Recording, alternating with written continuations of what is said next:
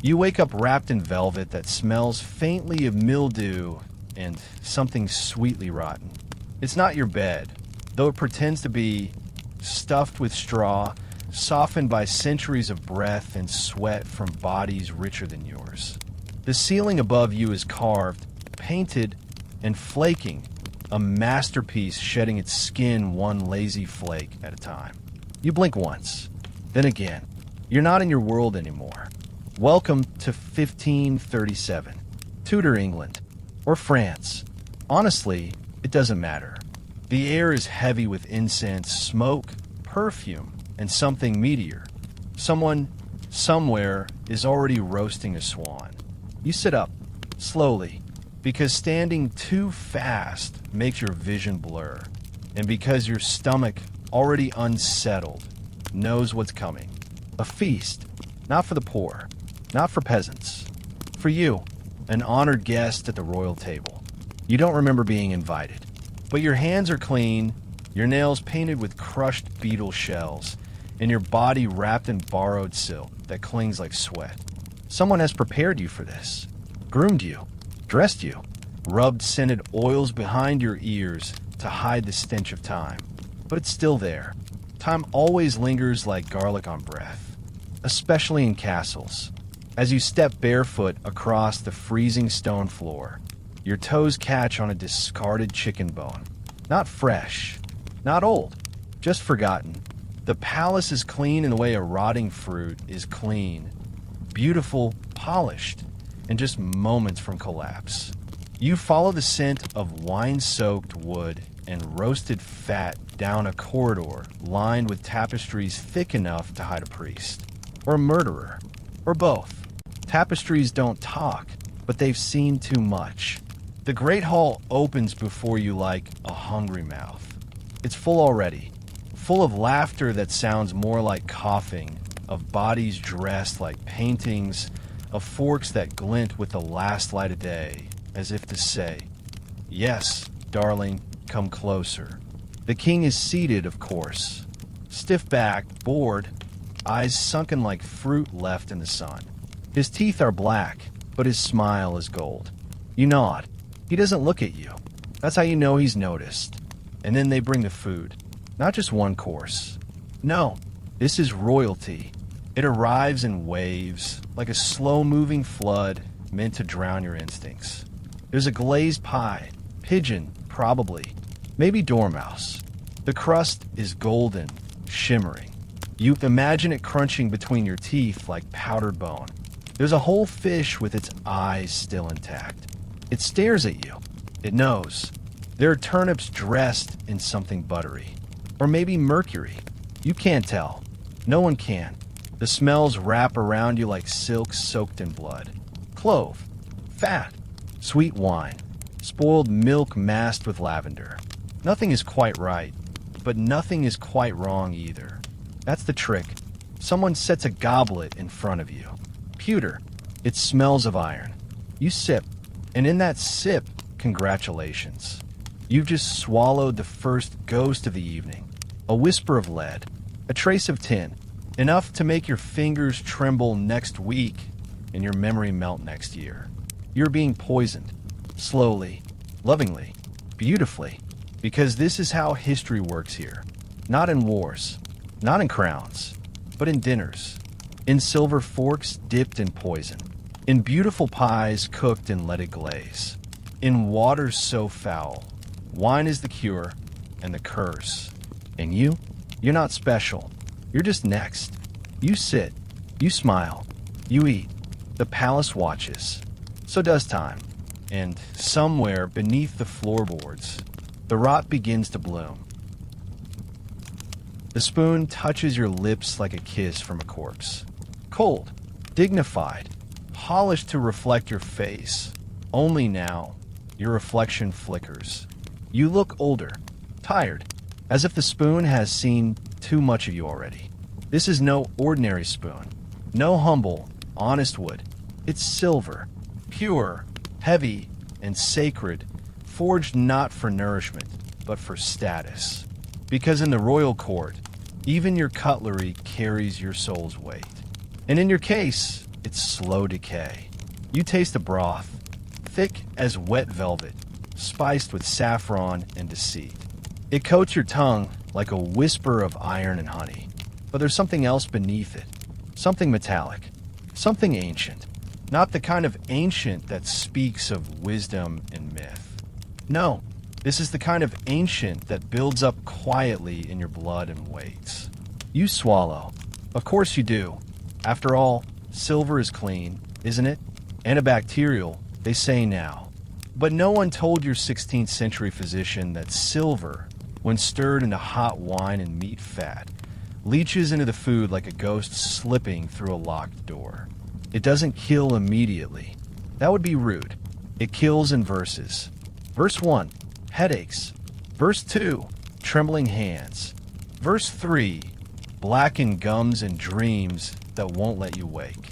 You are halfway to verse 1 already. Across the table, a lady in waiting delicately spoons pear puree into her painted mouth. Her lips are cracked. Her hands twitch when she thinks no one's watching. But everyone is watching all the time, and no one says a word. Royal decorum is silence polished with a grin. A young boy beside you, no more than 10, chews on honeyed almonds with a fork made of silver and bone. He smiles, his teeth the color of burnt bread. He doesn't blink much. The priest calls it holiness. You suspect it's seizures. You reach again for your spoon. And yes, it's heavier this time. Or maybe your wrist is simply tired. The kind of tired that lingers behind the bones, where sleep can't reach. The servants glide around like ghosts who never died properly. One refills your cup. Another lays down a fresh napkin with trembling fingers. She doesn't meet your gaze. She never does. But her eyes flick to your spoon and back away. You wonder, for a moment, how many bodies she's seen taken out of this hall. Not by blade, not by war, but by pudding. Because that's the horror of it, isn't it? You're not being murdered. No one wants you dead. Not exactly. You're just being fed. Fed in a palace where silver is sacred, but science is sacrilege. Where kings bathe in honey but die in agony. Where doctors bleed you because you coughed, and priests bless arsenic because it's French and expensive. And here's the quiet tragedy. This spoon, this tiny, beautiful, deadly thing, was forged by a craftsman who worked by candlelight. He polished it with care, dreaming of his children's supper.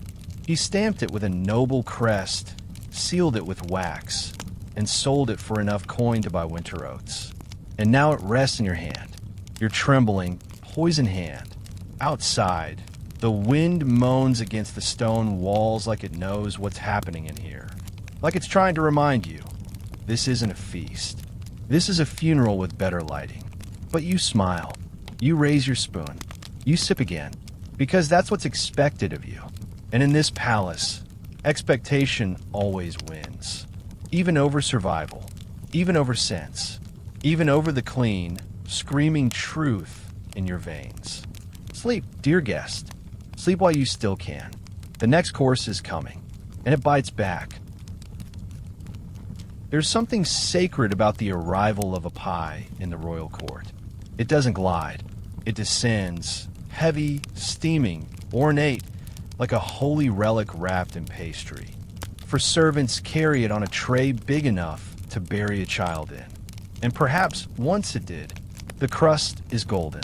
Not the dull, dusty gold of coins or crowns, but the bright, deceitful shimmer of something too perfect to be real. It catches the candlelight like a promise. You want to touch it. You want to believe. This is no apple pie. No fruit.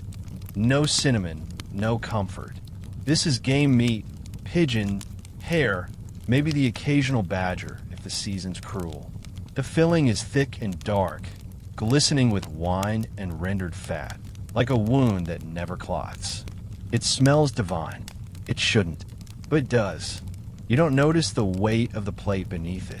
Or rather, you do, but not as a warning. You mistake it for luxury. This is the royal court. Heaviness is elegance. Excess is virtue. You have no idea that the dish it's served on is not just ceramic. It is glazed. It is lovely. It is deadly. You slice into the crust. It flakes like ash. Beneath it, the steam rises thick as breath in winter, curling into the rafters like a spirit long, trapped in marrow. You lift the first bite. You don't know it, but you've already begun the ritual. Because the glaze used to cook that pie, what gave it that perfect golden hue, that smooth, mirrored shine, was made with lead. Sweet white lead, the aristocrat's favorite spice.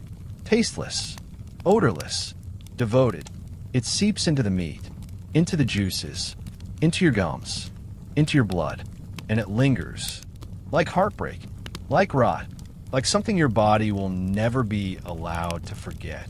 You chew. The meat collapses in your mouth with a softness that feels expensive. It coats your tongue like velvet soaked in blood and old dreams. The crust crunches faintly between your teeth. It tastes like dust, like metal, like the beginning of something final. Across the table, a bishop sighs in pleasure. His fingers are stained with berry glaze, or is it liver? No one asks. His lips shine. His eyes are glassy.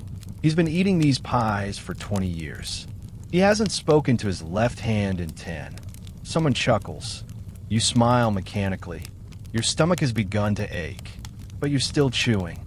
Because this pie, this dish is not just food. It's a message. It says, you belong here.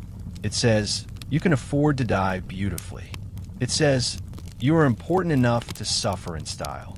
Servants appear with more pies. Pies shaped like castles. Pies with quails inside. And sometimes, if the court is bored enough, pies that bleed. They slice open one near you, and a live bird flutters out, panicked and screaming. This is called entertainment. The guests clap. The bird hits the wall and dies. No one notices. You take another bite. You're sweating now, though it's cold. Your fingertips tingle. You've lost count of the layers in the pastry, somewhere between pleasure and punishment. The sensation in your jaw is unusual, too loose, too loud, like your teeth are trying to whisper secrets to each other. A lady nearby coughs something wet into a lace handkerchief. It comes away pink. She keeps eating. So do you, because this is how it's always been. Food is not for nourishment. It is for show, for power, for display. And if it kills you slowly, softly, nobly, even better. After all, peasants die by hunger. You'll die by pie. How dignified. Sleep now. The next course is already watching you from the shadows. It has feathers and maybe teeth. Your next course arrives under a velvet dome. Not metaphorically, literally. The dish is hidden beneath a drape of crushed crimson, embroidered with lions, lilies, and lies. The servant who carries it does not look at you. He walks slowly, reverently, as if bearing a relic, something divine or cursed or both. He stops, bows, lifts the cloth, and you are blinded by gold. Not a glimmer, not a hint, a flood. The meat, some unfortunate bird, now sculpted into a shape it never chose, is bathed in gold leaf. Delicate sheets, impossibly thin, draped over roasted skin like silk pulled from a dying sun. It catches every flicker of candlelight and reflects it into your skull. It doesn't look like food. It looks like a hallucination. You're supposed to feel grateful. You are supposed to feel honored. You're supposed to eat it. You stare. You hesitate. Your stomach whines quietly, embarrassed. The man to your left, some earl with the eyes of a wolf and the complexion of a leper, leans over and whispers. It strengthens the heart, makes you shine from the inside. He is smiling with half his teeth. His breath smells like a coin purse left in the rain. You lift your fork, silver of course, and slide it into the bird. The gold leaf crinkles softly, collapsing like ancient parchment. Beneath it, the flesh is gray, dry, as lifeless as history. You take a bite and taste nothing. Not the bird, not the spice, not the gold, only the texture, the soft metallic whisper of leaf against tongue, like chewing a sunbeam made of ash. You chew anyway, because to refuse would be rude, disrespectful, potentially fatal. You are, after all, eating with people who've executed cousins for sneezing at the wrong moment. Across the table, the queen laughs. Her fingers are ringed in gems the size of sorrows. She tears a golden wing from her dish and drops it in her mouth with a grace that makes your spine twitch. You wonder how many ounces of precious metal she's digested over the years. You wonder if her stomach glitters in the dark. They say gold is divine, that it absorbs impurities, that it protects the body, purifies the blood, slows decay. They also say it can lodge itself in your intestines, never to leave, gathering like guilt until your gut folds in on itself and dies of its own luxury. But no one talks about that at court. Here, death is only discussed if it's poetic. The apothecary, you're told, has devised a special elixir, distilled from gold and rosewater, mixed with vinegar, fed to the queen each morning on an empty stomach. They call it the elixir of light. Her hands shake now, constantly, but still she drinks. Still she glows. You sip wine to wash down the metal. It tastes like mold trapped in velvet. You're not sure if your lips are tingling from the alcohol or from the gold. A child at the far end of the table begins to cry. He's barely old enough to lift a spoon. He's been given a gilded fruit, soaked in something sweet and invisible. He doesn't want to eat it. His mother scolds him in a hiss that cuts the air like broken glass. He obeys. He bites. He swallows gold. You feel something rise in your throat. Not nausea, not yet. Just sorrow, because you know this banquet is a lie dressed as luxury. A famine wearing crown. No one here is full. Not really. Their stomachs are lined with metal. Their hunger is shaped like power. Their appetites are fed by performance, not food. You look down at your plate. The gold leaf sticks to your fork, to your lips, to the inside of your mouth. It clings. It lingers. You swallow again. You feel poorer. Not in wealth, but in truth. The room is growing hotter. The candles flicker. Somewhere behind the draperies, a servant coughs blood into a rag embroidered with the royal seal. The feast continues. You smile. You glow. You rot. Quietly. Beautifully. From the inside out. The room still smells of gold. Your tongue, your throat, your very thoughts feel gilded and slow, as if your brain has been wrapped in silk and dipped in wax. You want water, something simple, clean, honest. But this is the royal court. There is no such thing as simplicity here. Instead, there is spectacle. A sudden hush rolls across the hall like the soft pressure of a rising tide. Conversations wither mid-sentence. Knives pause above half-cut pears. Wine trembles in silver cups. And then you hear it. Music. Violins. Flutes. Drums. Low and slow like a distant funeral march dressed up in feathers. The great doors open.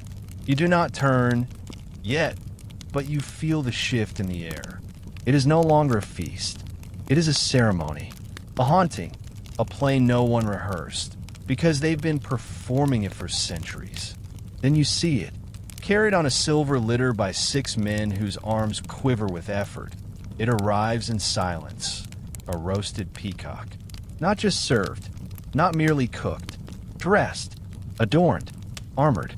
Its skin has been removed before roasting, carefully, delicately, as if by a butcher with the soul of a sculptor. The feathers, iridescent and unervingly perfect, were preserved, perfumed, and later reattached with pins and lacquer and devotion. Its neck has been lacquered in something that glints red and violet in the candlelight. Wine, probably, or blood, or both. Its beak is tipped with gold. its claws polished. Its tail fans behind it like a war banner from some forgotten kingdom. It wears a crown, a small one but real. And yes, armor, bronze, molded plates curved to fit the bird's charred shoulders, linked by golden chains that jingle softly as it is set before the king. No one claps. That would be vulgar. Instead, they murmur in reverent disgust. Magnificent, someone whispers, like a dream. Another says it's so lifelike, and it is. Too lifelike. The peacock's head lolls slightly to the side, eyes replaced with black pearls. It seems to be watching you, even in death. Especially in death. The servants withdraw, and still no one eats. Because this peacock is not meant to be consumed. Not truly. This dish is not food. It is myth, a fabricated echo of nobility. A message. We are above hunger. We are gods in velvet robes. The king gestures. A carver approaches, trembling, and draws a blade that catches the firelight like a scream. The bird is cut. The skin cracks. The flesh beneath is dark, dry, and shriveled. Peacock is famously inedible. Tough, bitter, and gamey. But none of that matters. Because to eat the peacock is to absorb its spirit, its pride, its madness. You're offered a slice. Thin, crumbling, edges scorched, center cold. You place it on your plate like a dead jewel. Your hand is shaking again. You do not know if it is the lead, the gold, the hunger, or the shame of pretending this is still dinner. You chew. It tastes like charcoal wrapped in memory. Bitter, burnt, hollow. You smile. Around you, the nobility pretend. They moan appreciatively. They dab their lips with scented cloths. One man swoons slightly. Whether from delight or vertigo, no one dares ask. The peacock is carried away. Its carcass will be stored in the cold cellar for weeks, brought out again if another banquet demands illusion. By then, it will stink. No matter. Perfume covers all. You lean back, dizzy. Full. Not with food, but with theater. With performance. With the weight of centuries balancing on a bird no one wanted to eat. And you begin to understand. This isn't a meal. It's a mask. A beautiful, rotting mask you're required to wear with your teeth. No one here eats because they are hungry. They eat because it proves they exist. Because in a palace like this, where God is always watching and sin is just a spice, you must consume to be seen. You look down. The armor glints on your fingertips. You didn't mean to touch it, but now it's part of you. Sleep. There is more to come. And next, we meet a king who thinks himself unkillable. You feel him before you see him. The king. Not just a king. The king. The myth in flesh. The sun in silk. The man who is never ill, never aging, never touched by death unless he wills it. At least, that's what they whisper when the doors are open. When they're closed, the whispers change. But tonight the doors are very open. He sits at the far end of the hall, elevated above you on a throne carved from something too dark to be walnut and too soft to be oak. The air thickens around him like soup left too long over flame. You can smell his presence. Cloves, musk, lavender oil, and something underneath it. Something sour. Something human. You've been trained not to notice. The king's plate is fuller than yours. No, grander. A shimmering tower of foods no longer legal in your time. Swan tongues, gilded lamb brain, candied violets laced with crushed pearls, and a centerpiece. A boar's head stuffed with oranges and rosemary and lies. He picks at it absently, like he's forgotten how to eat. Or perhaps like eating is beneath him. Because here's the thing. The king doesn't fear poison. Not even a little. Because according to the court physicians, his body is different. Sanctified. Alchemical. Blessed with a constitution so divine that he can digest what would kill 10 men. They call it the royal humoral balance. He calls it God's will. You call it madness, but not out loud. Never out loud. His physicians have spent years feeding him tinctures of snake venom, powdered bone, mercury syrup, and crushed emeralds, all in the name of immunity. They believe that if he consumes a little death every day, death will grow bored of him. And so far, it seems to be working. He's still here, though his left eye twitches more now. And he hasn't stood up in 2 hours. His tongue, you've heard, has turned a subtle gray. His subjects say he glows. You watch him lift a spoon, silver, but etched with rubies so old they've begun to look like bruises. He sips something thick and steaming. Possibly stew. Possibly ground tortoise shell suspended in broth. No one knows what's in his meals anymore. Not even the cooks. The recipes change nightly, dictated by a man who dreams in Latin and vomits in Greek. He smiles. One tooth is missing. No one mentions it. The king waves a hand, and a physician steps forward from the shadows like a summoned ghost. He holds a small cup, glass, fine, delicate, filled with something blacker than sin. He calls it elixir of vital fire. It smells like pine tar and regret. The king drinks it in a single gulp. He does not flinch. The court erupts in murmurs. Impressed, terrified, worshipful, and somewhere inside you, something trembles. Not from fear, not exactly, but from a realization that you are watching a man become a myth in real time. Not because he is divine, but because he needs you to believe he is. The king stands. A miracle. He walks the length of the table, slowly, with hands clasped behind his back like a saint surveying a sea of lesser souls. His robe trails behind him, heavy with jewels, some of which have likely been sewn over old bloodstains. You look down when he passes. You must. His steps are short, stiff. You suspect pain, but pain is not allowed near the throne. So instead, they call it dignity. He pauses behind noblemen, places a hand on his shoulder, says nothing.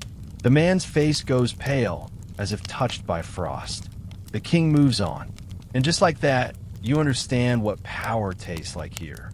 It's not in gold, or meat, or silver forks. It's not even in poison. It's in the lie that the king is not dying, that the tremble in his fingers is just divine vibration, that the color of his teeth is blessing, that the bowl of crushed antimony he drinks each morning is holy water, that his gut isn't screaming, that his dreams aren't haunted by taste and blood and heat. No one wants the king to die, because if he dies, the illusion shatters, and everyone at this table, including you, will see themselves for what they really are. Hungry, mortal, breakable. You raise your cup and drink in his honor.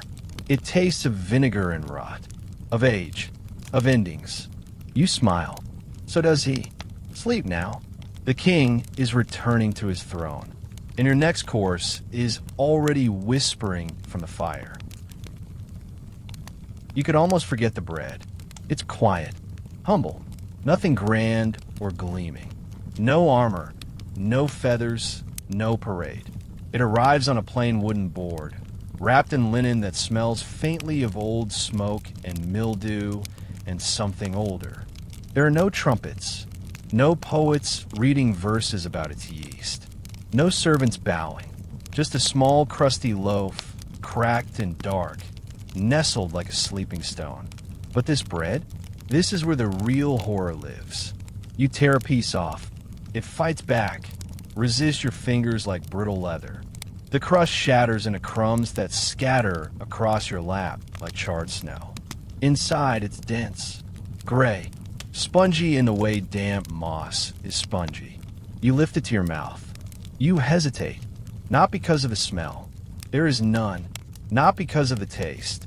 You haven't tasted it yet, but because it looks wrong, like something that shouldn't exist. Something pulled from a cave, not an oven. You take a bite, and it chews like earth. Grainy, bitter, strange, not rotten, just confused. The flavor is hard to name. Sour, perhaps with a hint of ashes, and not the metaphorical kind. Real ash, charred wood, burned barley, bone dust. You feel something gritty between your molars. You bite down. It crunches. You freeze. That crunch was not flour, not salt, not seed. You've just bitten something that used to have a name. You don't stop chewing, not because you aren't horrified, but because everyone else at the table keeps eating. The Duchess beside you dips her bread in clotted cream. Her ring catches the light. She doesn't flinch when she swallows. No one ever flinches. Later, much later, perhaps when you're staring at the ceiling of your chamber alone, the servant will whisper it, quietly, as though speaking through a locked door. The flour was stretched, and you'll blink at them. Stretched? Yes, they'll say. The harvest was thin, the granary dry, the baker desperate. They needed to feed the court, and hunger is good at finding substitutes. Like bark, like chalk, like bone. Whose bone, you'll ask? They won't answer. But there were executions recently, mass graves, and the ashes from the crematory smell very similar to what lingers now on your breath. You look down at the loaf again. It doesn't look cruel. It looks ancient, honest even, but history has always disguised starvation as tradition, poverty as rustic charm, necessity as cuisine. You drink wine to wash it down. It doesn't help. The grit clings to your gums. A taste like old teeth and secrets lingers on the back of your tongue. The king doesn't eat the bread. He never does. He prefers silver porridge cooked in goat's milk and sugared with crushed violets. He calls it the food of kings. The rest of you? You chew on famine baked into polite shapes. The bread, they'll tell you later, is blessed. But you feel cursed. And worse, you feel full. The bread swells in your belly like shame. You begin to wonder how many other meals you've eaten in your life that contain parts of people no longer remembered. How many hands have kneaded sorrow into flour? How many mothers burned heirlooms to feed a lord? And how many nobles smiled and said, "Needs more salt."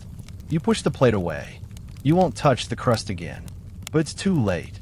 You've eaten it. It's part of you now. Bone of their bone. Dust of their dust. Sleep, darling. You've just joined the banquet of the forgotten. And in the next course, we go where the food is made, where the walls are sweating, where the fire never goes out. Welcome to the kitchen.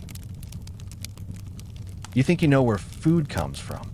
You imagine a gentle fire, the clink of copper pots, a portly man humming while he stirs a stew kissed by rosemary and care. You imagine something rustic, clean, perhaps a window overlooking a garden. You are wrong. The royal kitchen is not a room.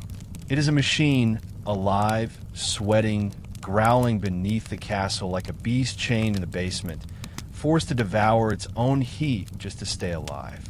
And you've just stepped into its mouth. The heat hits first. Not warmth, heat. A thick, angry wave of it, wet with grease and smoke that folds around you like a feverish cloak. You try to breathe, but the air is already full, saturated with burning fat, boiling meat, scorched hair, singed onions, and something acrid you can't name. Your skin begins to dampen, then drip, then soak. You are not in the kitchen. You are inside it. There are no windows. Of course not. That would let the stench out. And no one above stairs wants to be reminded that their delicate pastries were born in a pit that smells like hell's own laundry. The floor is slick with grease and blood. You step carefully but still slide. A skinned hair slips past your boot, trailing red like a wounded thought. No one reacts. Two scullery boys are scrubbing something off the wall. It's either soot or bile. Possibly both. A girl, 12, maybe 13, carries a pot larger than her spine.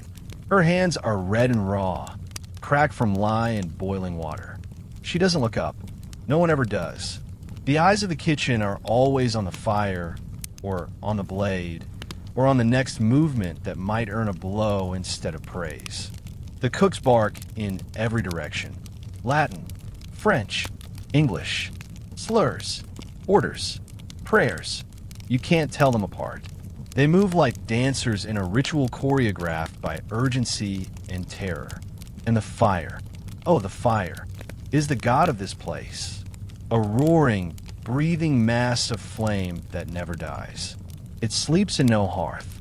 It lives across 5 blackened ovens and 3 hanging spits, each one turning something once alive into something beautiful enough to hide the violence. You see a pig, its eyes still open, impaled on iron, spinning slowly while its fat drips into a basin that overflows into the floor. The steam rises like incense at a funeral. You watch a boy baste a swan with a brush made of reeds and feathers, the same species the bird once wore on its body. That feels cruel. But here, cruelty is simply the texture of tradition. In one corner, a man is coughing so hard he nearly collapses. He leans against the table, right next to a pan of custards. His sweat falls into the batter. No one stops him. No one sees him. The custards are destined for royalty. His lungs are not. You pass the spice table. Saffron, clove, nutmeg. So precious they're kept under lock and key. Watched more closely than the queen's youngest child. Not because of flavor, but because they're currency. These spices cost more than most of the people using them will ever earn in a lifetime. A dog limps by with a bone in its mouth. You don't know if it stole it or was fed. You don't ask. Someone screams. You turn. A boy, 15, maybe has just lost 2 fingers. The blade slipped while he was peeling turnips. His hand is clamped in linen. His face white, his mouth open and silent. The head cook yells at him to get back to work. A replacement already arrives. The boy is carried out. The turnips are not. And still, the food keeps moving. It is shaped, seasoned, gilded, perfumed, covered in flowers and fruits and things that disguise the blood that birthed them. Because what arrives in the Great Hall is not food. It is illusion. A pageant of flavor meant to flatter, not to feed. A ritual of appearance and symbolism where poison is poetry and hunger is hidden behind layers of lard and sugar. You think of the bread, the ash, the gold leaf still clinging to your gums. You think of the king, his stiff movements and twitching eye. You think of the cough and the custard, and you finally understand. The kitchen is not a place. It is a sacrifice. Every day, the fire devours children and peasants and animals and breath and bodies and gives back a banquet. This is the price of splendor. The next time you eat, remember the basement. Sleep now, if you can, because tomorrow's feast is already bleeding in the corner. They don't speak his name anymore. Not in the kitchen. Not upstairs. Not even in the stone corridors where secrets usually echo forever. The servants call him the quiet one, the one who used to whistle, the one who never raised his voice, never made a mess, and somehow, against all odds, survived the royal kitchens for 10 years without losing a finger, a temper, or a soul. And then one day, he vanished, but the smell of him lingered. He had been a baker originally, hired to shape delicate pastries into swans and crowns and religious ecstasies for the queen's private feasts. His hands were soft, unlike the others. He smelled of flour and honey, not sweat and grease. They said he could fold emotion into butter, sorrow into dough, that his tarts made noble women weep. You may have eaten one of them. You may have moaned at its texture. You may have whispered, perfect, before swallowing it whole. But that wasn't his genius. His genius was listening. While the others shouted orders and cursed boiling pots, he listened, quietly, with flour on his cheek and grief in his lungs. He listened to the groans of the ovens, the whispers of the butchers, the trembling of the scullery girl when the custard curdled again. He listened, and he saw. He saw the imported almonds soaked in vinegar to mask the rot. He saw the rats carried off in baskets and sold as forest pheasants to the guests too polite to question their flavor. He saw which barrels were marked for the court and which ones were marked for the dead. But most of all, he saw the ink, the ledgers, the notes, the recipes, because beneath the kitchen, beneath even the fire, was the book. Not a cookbook. Not really. It looked like one. It had measurements and drawings and little marginal sketches of pigs with wings and girls with bleeding eyes. But it wasn't about food. It was about control. The entries changed depending on who was in power. Certain ingredients were crossed out, others added with shaking hands. Some pages had blood on them, thick, dried, unmistakably human. Some smelled faintly of herbs that hadn't grown in this kingdom for decades. Some weren't written in any language still spoken aloud. And he read them all. They say he read too much. That one night, under candlelight, as the others slept on beds of burlap and bones, he whispered something out loud from that book. Just a phrase, just a name.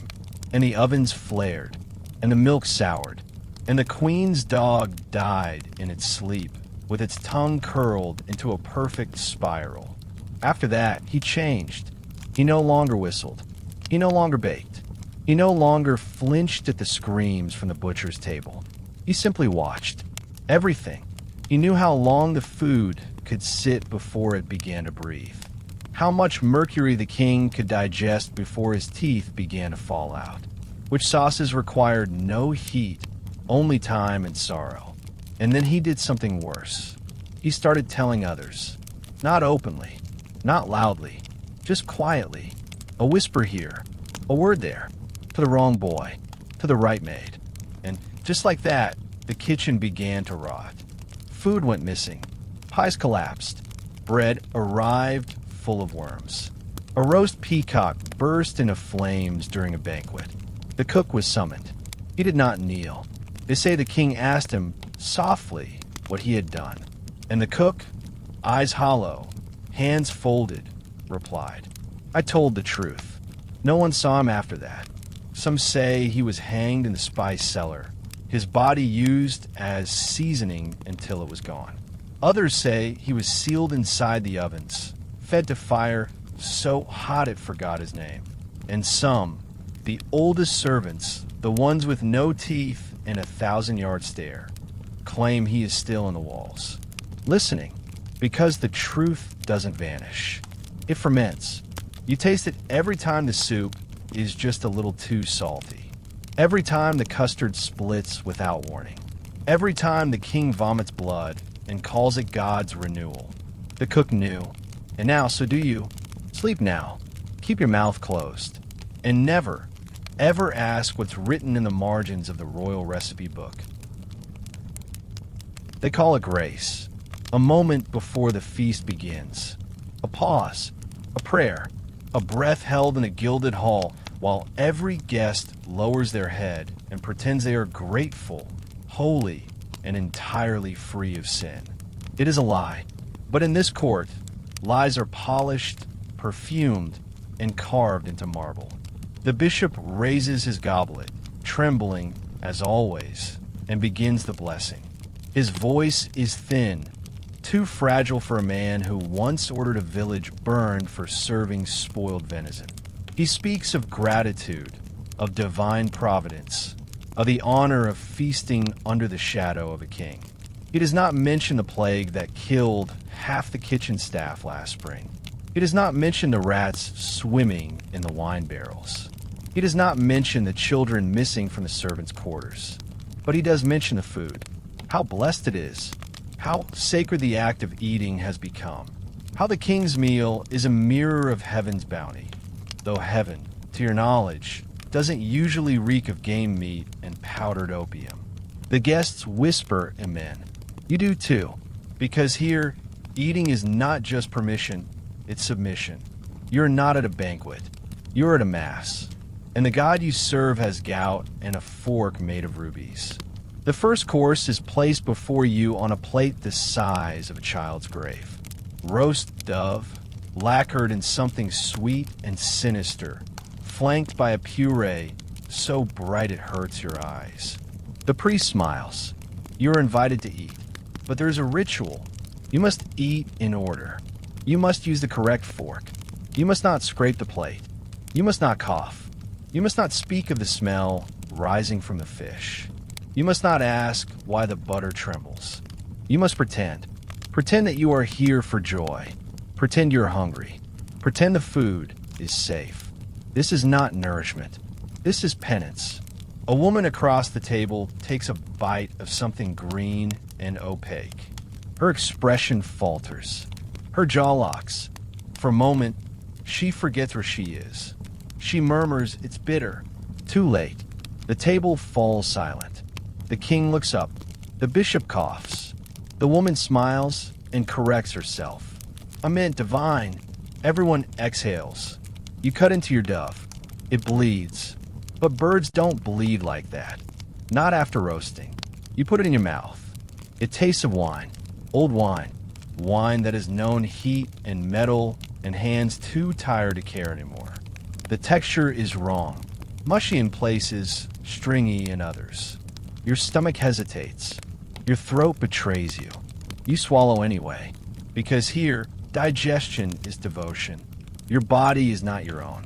It belongs to the feast, to the performance, to the illusion that to eat at the king's table is to be touched by divinity. You glance at your neighbor's plate. Their food is different. Every guest has their own course.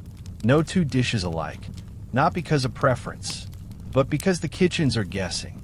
There's no science, no nutrition, only instinct, guesswork, and the occasional horoscope. Some say the Queen's astrologer once dictated a menu that included powdered emeralds for virility and pickled ox tongue to avoid betrayal. That night, 3 people died. The banquet continued, because that's what you do at the banquet of the unblessed. You continue, even if your skin itches, even if your vision blurs, even if the stew smells like wet copper and regret. You eat, and you smile, and you pray that the priest will not bless the wine too loudly, because then you'll be forced to drink it, and your mouth still remembers what it tasted like last time. Blood and fruit, like communion gone wrong. The hall grows warmer, the fire louder, the illusion tighter, and as the last spoon clinks against the last empty bowl, the bishop rises once more. May our king be blessed with long life. May our bodies serve his will. May our meal nourish our souls. You want to ask, what if it poisons the body? But you are not allowed questions. Only answers. Only plates. Only silence. Sleep now. You've passed the test for tonight. And tomorrow? Tomorrow you may be the one who forgets to say divine. You're thirsty, which is unfortunate, because this is the one place on earth where thirst is a liability, where even your need can be used against you. You glance down at your goblet. It's heavy, etched with vines and griffins, as if the cup itself were pretending to be ancient wisdom. Inside, something dark sloshes gently. Not clear, not clean, not water, because no one drinks water in the royal court. Not unless they're suicidal. Not unless they have a priest nearby, or a death wish, or both. You raise the goblet. You smell it. Wine. Always wine. Sometimes mead. Sometimes a strange, bitter ale thick enough to chew. But never, ever water. Because the water here is alive. Not in a poetic, sparkling mountain stream way. No, alive in the way that rot is alive. In the way disease is alive. In the way revenge ferments in forgotten places. They say the palace draws its water from a sacred spring.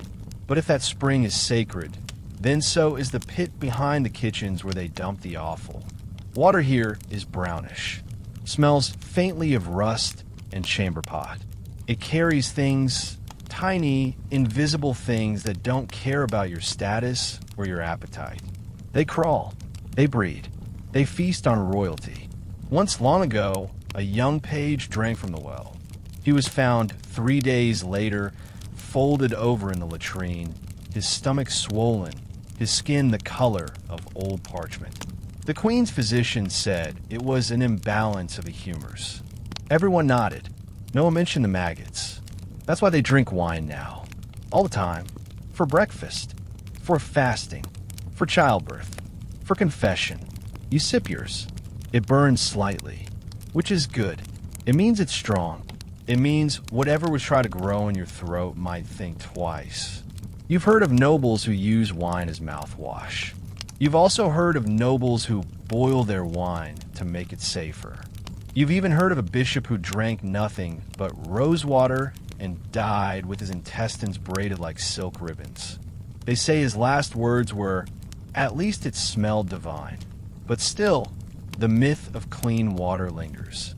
There's a pitcher on the table, frosted glass, beads of condensation on the outside, a trap, a performance.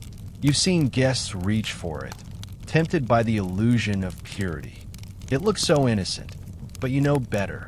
You remember what the cook said once, off the record, with eyes darting left and right.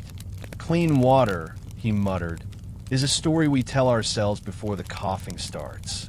There are filters in the palace, made of cloth, sand, sometimes silver coins placed at the bottom of barrels in the hope that they'll magically fix everything. It's not purification. It's superstition. Science wrapped in wishful thinking and a prayer to Saint Dysentery. And then there's the Queen's water, specially blessed, carried in from a spring miles away, filtered through linen soaked in rose petals and ground sapphires. It smells like perfume and costs more than a farmer's yearly yield. She uses it to bathe her lapdog. You drink your wine. Your mouth is dry, but at least it's not dead. Some of the servants sneak rainwater, collected in buckets from the edge of the roof. It's dangerous, not just for the microbes, but for the act itself. To drink plain rainwater is an insult to the court, a sign that you distrust the ritual, that you remember the truth. A few were caught last spring. They now serve in the outer gardens, where nothing grows. You look around the table. Everyone drinks. No one sweats. No one burps. No one winces. It's all theater, because they know the water will kill them. And they know that not drinking will kill them too. So they sip slowly. They pray quietly. And they hope their stomachs are stronger than their ancestors. You tip your goblet again. It's nearly empty. You think of the clear mountain spring from your childhood. The cold, mineral taste. The absence of fear, of shame, of decay. It feels like a dream now. Something that belonged to someone else. Sleep now, but keep your lips closed. Because here, thirst is the only honest appetite left. And tomorrow's wine may not be wine at all. It begins, like all tragedies here, with a spoon. Not silver this time. No, this one is porcelain, delicate, white, rimmed with gilt, so thin it disappears when you blink. It's handed to you with care, reverence, even, as if it carries the blood of a saint. Inside it, a viscous liquid, pale, shimmering, and impossibly smooth.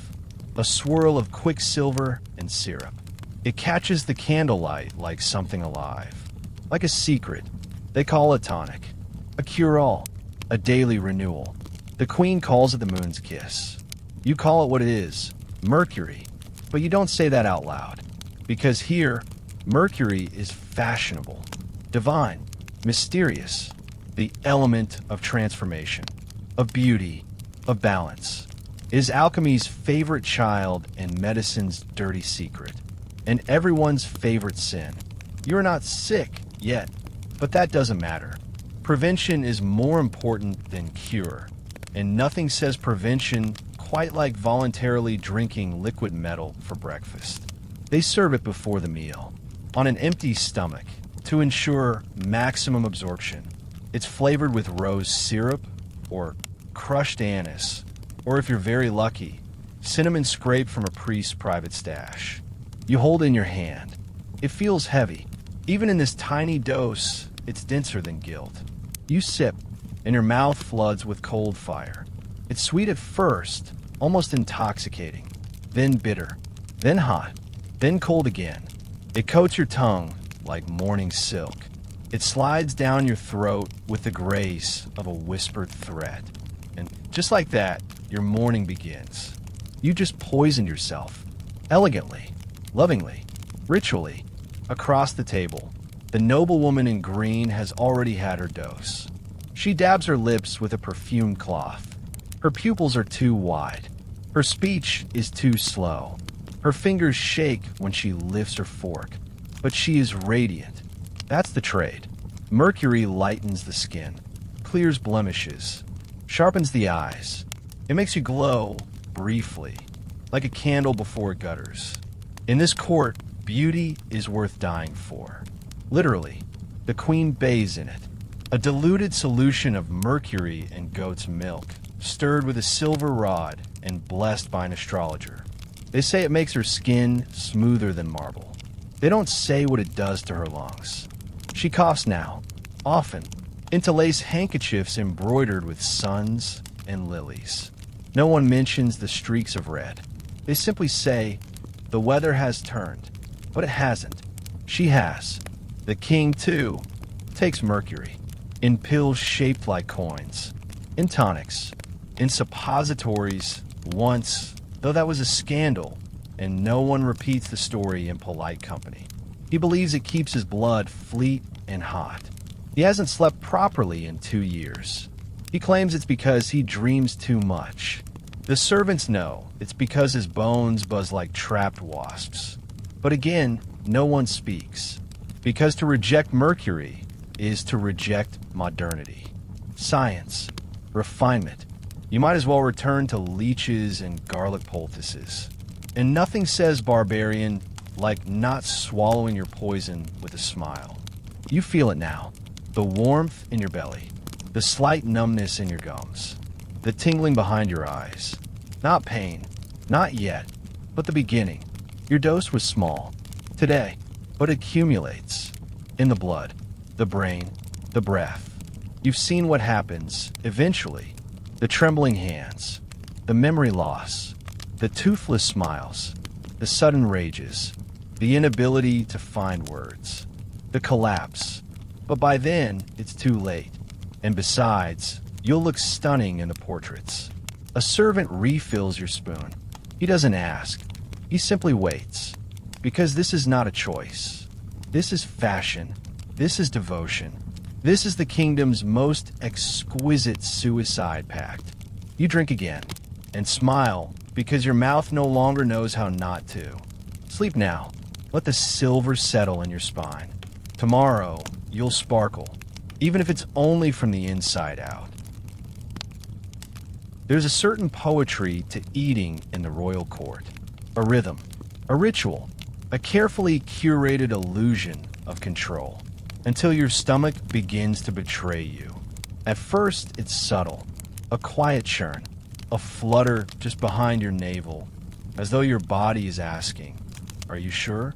And then comes the answer, a firm, sudden tightening, a cold sweat blooming at the base of your spine, that unmistakable sense of urgency. And just like that, the feast is over. Not for everyone, just for you. You rise from your seat, politely, gracefully. You nod toward the hostess, who pretends not to notice that your lips are pale and your eyes unfocused. No one stops you. No one offers to help. Because what you are about to do is not discussed. It does not appear in paintings. It is not written in the margins of court poetry. It is, however, very real. The privy, not a place, not a room, not even a separate wing of the palace. Just a corridor, then a door, then another, and then silence. The stone beneath your feet is colder here. Damp. Your shoes slip slightly on something you'd rather not identify. The hallway narrows, darkens, and suddenly the candles stop. Not because they've burned out, but because no one bothers to light them here. At the end of this corridor waits a chamber. It has no name, but everyone knows it. The Chamber of Retreat, the place where royalty pretends they do not go. You step inside, and there it is, the chamber pot. But not just any pot. This one is gilded, real gold, hammered, polished, rimmed with delicate engravings of ivy, lions, and Latin phrases no one could translate anymore. It gleams even in the shadows. Opulent, ridiculous. It's designed to look like a trophy, as if the body's rejection of poison food were a cause for celebration. You sit, not because you want to, because you must, because your belly is filled with lead and cream, mercury and wine, lamb that was raw in the center, and pie crusts that flake like rusted armor. And now, your body has decided to surrender. The sound that follows is not elegant. It is not poetic. It is not divine, but it is honest, which is more than can be said for anything else in the palace. You clutch the edge of the pot. Your hands leave smudges on the gold. You breathe through your teeth. You feel your stomach collapse into itself, dragging everything down into the gleaming bowl below. And as the pain crests, sharp, hot, immediate, you wonder, why gold? Why pour so much wealth into the thing that holds what the court pretends doesn't exist? The answer, of course, is simple. Because gold doesn't make it cleaner. It makes it invisible. To gild a chamber pot is to say, we are above consequence. Even our excrement sparkles. You finish. Eventually, you breathe. You lean back. Your hair sticks to your neck. The room is silent again, save for the slow drip of something from the ceiling. You do not look up. There is no water for washing, no cloth for your brow. You're meant to leave quietly, as if nothing happened, as if your body never reminded you of your mortality. You do not speak of what came out of you. You do not ask why it smelled like iron and wine. You do not ask why it burned. You simply rise and bow, yes, bow, to the servant waiting outside, whose job it is to collect the pot and dispose of its contents into a place no one will ever mention. You walk back to the banquet. Your seat is still warm. Your goblet has been refilled. A fresh dish waits for you, glazed rabbit with crushed juniper berries and a sauce the color of polished leather. The queen catches your eye, smiles. No one says a word. But beneath the table, your stomach clenches again. Sleep now, if you dare, because gold cannot protect you from what you've swallowed. And tomorrow's dish is already hunting you from the inside. They say butter is comfort, warmth, simplicity, a soft, salted balm over hard bread and harder lives. But here, in the royal court, butter is not simple. It is science. It is sorcery. It is strategy. You see the dish when you return to the table. A shallow silver plate, chased with vines and serpents, holding a neat golden mound. It shimmers faintly in the firelight, too smooth, too perfect, like it was sculpted by something that doesn't need to eat. You're offered a slice of bread, crusted, hard, reluctant. You reach for the butter. It yields under the knife with a sigh. Silken, lush, deceitful. You spread it over the bread and lift it to your mouth, unaware that you're tasting more than milk and salt.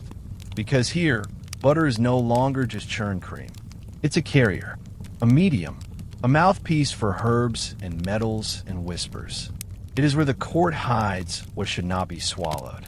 You bite. It's good. Too good. There's a sharpness under the salt, a faint bitterness you can't quite name. You chew again. The texture is soft, but your tongue twitches. Something fizzes, just slightly. Something ancient, something intentional. You swallow, and someone watches. Because not all dishes are made to be beautiful. Some are made to be useful. In the kitchens, the alchemist arrives once a week. He does not wear robes or rings. He wears an apron stained with tinctures and teeth. He speaks in riddles and ratios, and no one dares ask what he pours into the butter churn. But they say he hums while he does it. A song no one recognizes. One that makes the milk curdle just a little faster. His ingredients change with the moon. Mandrake root, crushed amber, powdered antimony, a shaving of horn from a goat born under a solar eclipse, a drop of something black, held in a glass vial no one is allowed to touch. He calls it refinement. The queen calls it enlightenment. The cooks call it the butter that bites. But it sells well at court. The guests adore it. It makes the bread easier to chew. It makes the tongue feel warm. It makes the skin glow, the appetite blossom, the dreams turn vivid and strange. It also makes the hands tingle. The gums bleed. The breath turns sour after midnight. You hear rumors of nobles who eat nothing but the butter, who smear it on cheese and fish and even roasted pears, who swear it has cured their headaches, improved their memory, prolonged their appetites.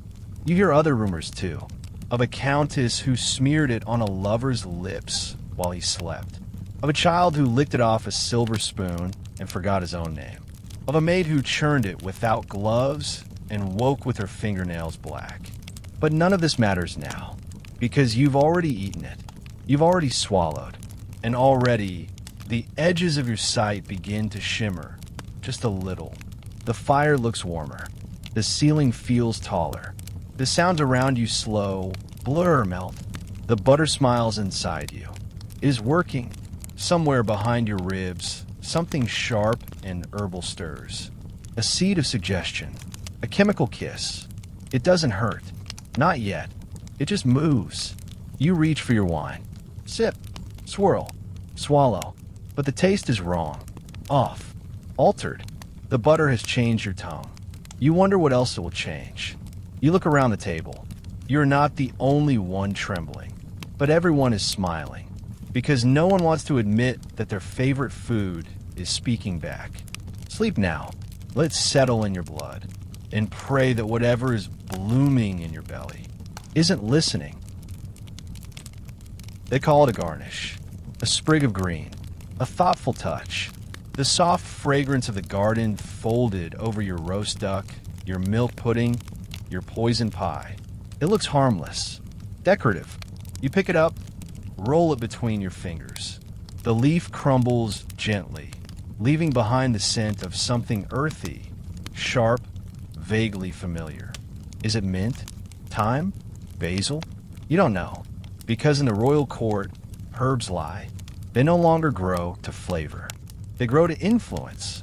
The queen believes in the power of green things. She has a private herbarium, off limits to all but her apothecary and a blind gardener who once served in a monastery until he saw something he shouldn't. The herbs cultivated there are not found in the palace gardens. They are cultivated in moonlight, fed with blood, harvested in silence. These are not the herbs of common kitchens. These are the herbs of intention. A leaf for clarity, a root for compliance, a flower for forgetting. You chew your leaf. It is bitter, numbing.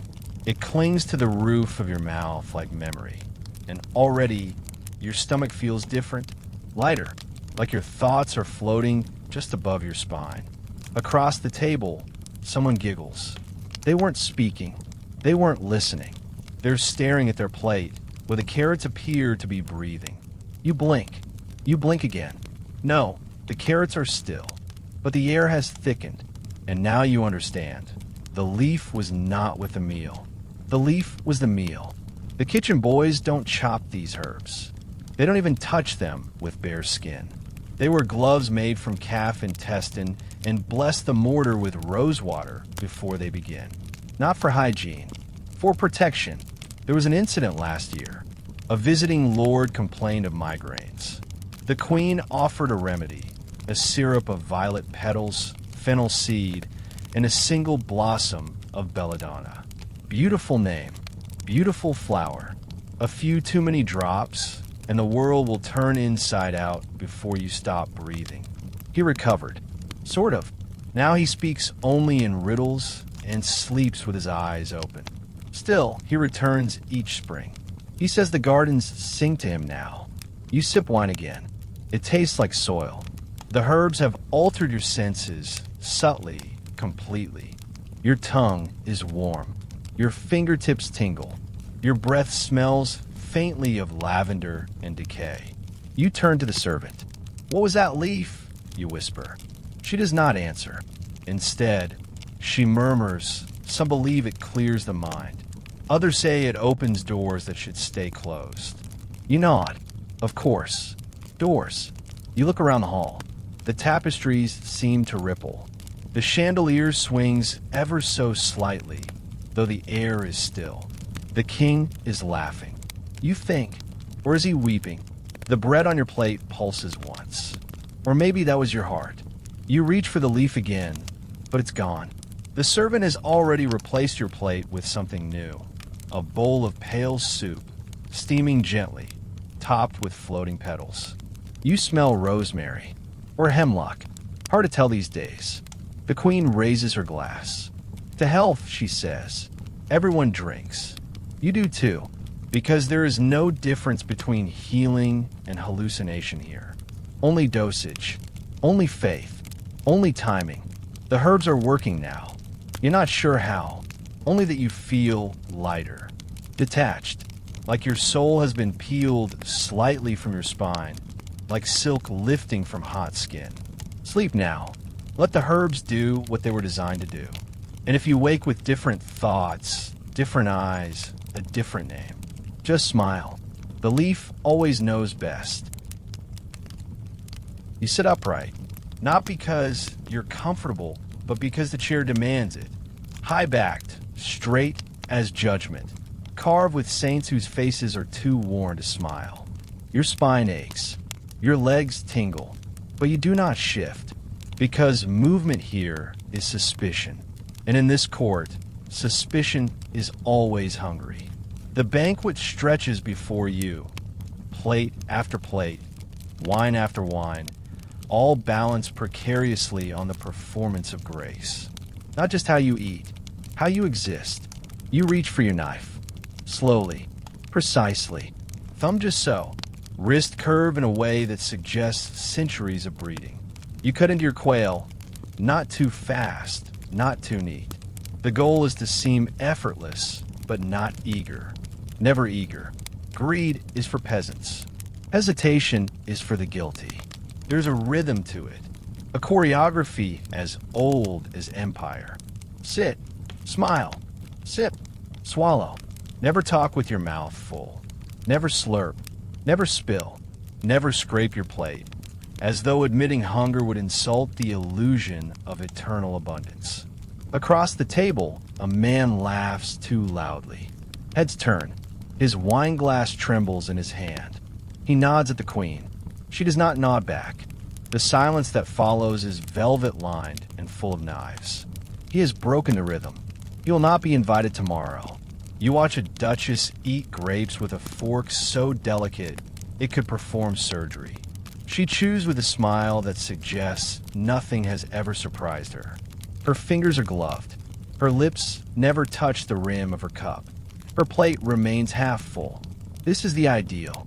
Eat just enough to appear grateful, not enough to suggest appetite, because appetite in this court is vulgar. To want is to reveal. To need is to confess. And so, you practice the grace of starvation.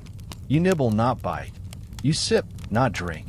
You smile, not because you're pleased, but because you must not be read. You remember the story of Lord Evermore. No one calls him that anymore. He buttered his bread with the wrong knife. A small, innocent error. Wrong handle, wrong blade. One made for fish, the other for dessert. The queen noticed. She did not speak. But a week later, his estate was gifted to a cousin. He now teaches Latin to monks in the north. His name has been scratched from the guest list, and his chair burned for kindling. All because of a knife. You chew your meat. Slowly, silently. The inside is pink, too pink. It tastes faintly of rust and regret. But you do not wince, because wincing is a crime. You wipe your mouth. Once. Gently. No crumbs left on the napkin. No stain on the lips. No sign you were ever here. You glance at the king. He eats with a precision that suggests divine right was granted with cutlery. His spoon never clangs. His jaw never shows motion. You've never seen him swallow, only observe that his food disappears quietly, respectfully, into the void where his body once was. You wonder, when was the last time he actually digested something? You wonder if he still can. There is a woman 2 seats down. New, young, not yet trained. Her elbows edge too close to the table. Her knife slips.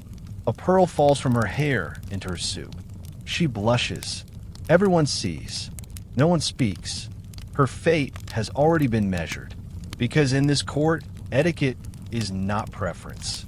It is policy. It is power. It is proof. You stand when the queen does. You nod. You bow. You step back with the grace of someone who knows that survival is a ballet of invisible blades.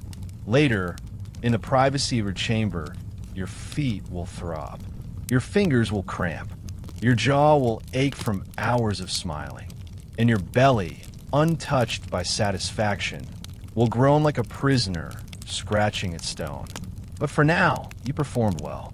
You're not banished. Not yet. Not tonight. Sleep now. Lay your hands gently on your chest. Point your toes. Breathe evenly. Even in dreams, remember your manners. It began, as these things often do, with wine. Not a shout, not a sword, not even a whisper, just a glass, raised slightly too high, with fingers that trembled ever so slightly under candlelight. It was Burgundy, of course. 1459, the Duchy. A dinner, a diplomatic summit disguised as a wedding, disguised as a massacre waiting for permission.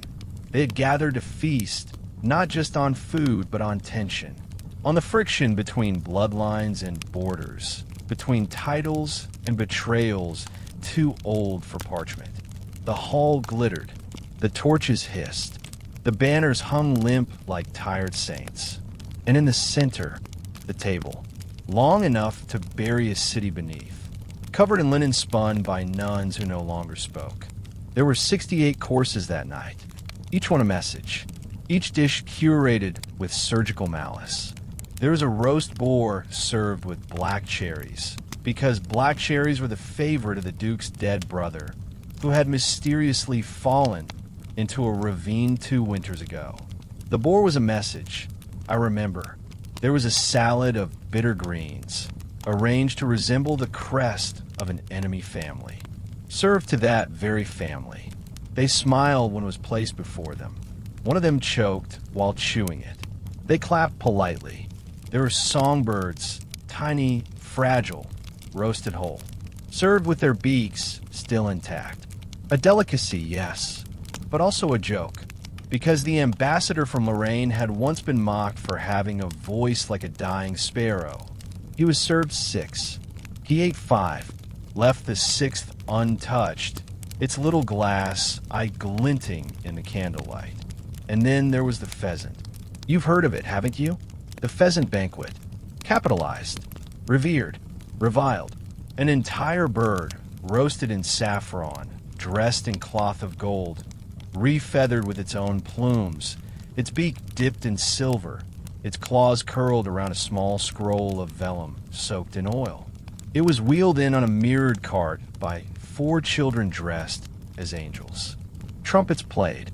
The king stood, and he made a vow, right there, with one hand on the gilded bird, to lead a crusade, to reclaim the Holy Land, to spill blood in the name of divine hunger. He never did, of course. But that night, the vow was made. The wine was poured. The knives were drawn. Not literally, but almost. Because some oaths are sharper than any blade. And this one sliced through alliances like butter. You wonder what the pheasant tasted like. Dry, most likely. But no one remembers the flavor. Only the gesture. Because at that table, the food was never meant to be eaten. It was meant to be read. You see, word doesn't begin with battle cries anymore. Not in places with gold ceilings and jewel-crusted spoons. It begins with dinner, with seating arrangements that cut deeper than insults, with sauces made too sweet, with salt passed too slowly, That night, treaties were tested with pastry, loyalties salted into veal, revenge baked gently into the crust of a plum tart. By the time dessert arrived, creams molded in the shape of heretics, the war had already begun. Not officially, not loudly, but privately, in the gut, in the glances, in the final course, when a noble from the losing side stood, smiled, and said, "I believe I'm full." He wasn't. He was empty. By morning, so were 3 border villages. You sip your wine now and wonder, how many wars have started with a fork? How many assassinations served on ceramic? How many armies moved because someone refused a dish? The queen lifts her spoon, laughs too sweetly. The duke smiles with the wrong side of his mouth. The room is warm, too warm. Your food tastes like smoke and strategy. You chew slowly, because you've seen this before. This is not a banquet. This is mobilization. Sleep now, or don't, because someone just raised their glass. And history is already boiling beneath the tablecloth. It doesn't look threatening. It sits there, perfectly still, nestled in a shallow bowl of porcelain painted with cherubs who have never known hunger. Pale, unassuming, about the size of your thumb. The egg, hard-boiled, you assume. Perhaps preserved. Perhaps ancient. No one tells you what kind it is: hen, goose, pigeon, or something rarer. Something imported at great cost and greater confusion. You lean in. It smells faintly of sulfur, of wet stone, of secrets kept too long in the dark. The odor rises gently, politely, like the ghost of a ruined morning. Someone at the far end of the table coughs. You glance at the queen. She's watching you. You pick up the spoon. It is thin, sharp-edged, made of horn. Not silver, never silver. Silver would react.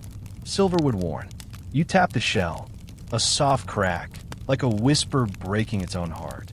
You peel it slowly, the shell flaking away like old paint, revealing a surface that is not quite white, not quite yellow, somewhere between bruise and parchment. You pause. You consider the wisdom of restraint. But the queen is still watching. And in this court, refusing food is treason of the most delicate kind. So you eat it. The first bite is soft. Too soft.